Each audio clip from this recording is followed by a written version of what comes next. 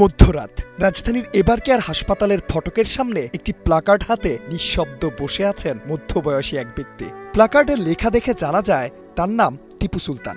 উদ্দেশ্য হাসপাতালে নিবিড় পর্যবেক্ষণে থাকা বেগম খালেদা জিয়াকে সুস্থ করে তুলতে দিতে চান নিজের ফুসফুস। কেন এই সিদ্ধান্ত? এমন প্রশ্নে টিপু সুলতানের উত্তর, দেশের দায়িত্ব নিতে সুস্থ করে তুলতে চান আপোষহীন নেত্রীকে। আমি বেঁচে না থেকে আমি মৃত্যুবরণ হয়ে গেলে আমার সমস্যা নাই, কিন্তু আমার ফুসফুস নিয়ে যদি আমার নেত্রী দেশমাতা বেগম খালেদা জিয়া সুস্থ হয়, 20 কোটি মানুষ তার জন্য দোয়া করবে এবং দেশের উন্নয়ন করবে। বেগম খালেদা জিয়ার ত্যাগ, আদর্শ ও দেশপ্রেম আকৃষ্ট করে টিপু সুলতানকে, যে কারণে 2023 সালে নিজের জমি বিক্রি করে বেগম জিয়ার নামে তার সুস্থতার জন্য উমরাও করেন টিপু সুলতান। 2010 সালে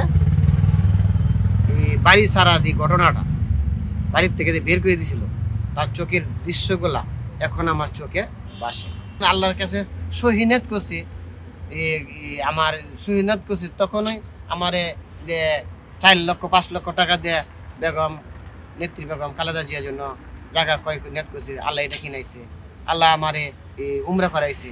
এখন একটা ডাল ভাত করা ব্যবসা করে খাইতে পারছি, খাওয়াইতে আছে। এটা আল্লাহ লাখ শুক্রিয়া। কি পাবো? পাওয়ার কিছুই নাই, তার কাছ থেকে পাওয়ার কিছু নাই।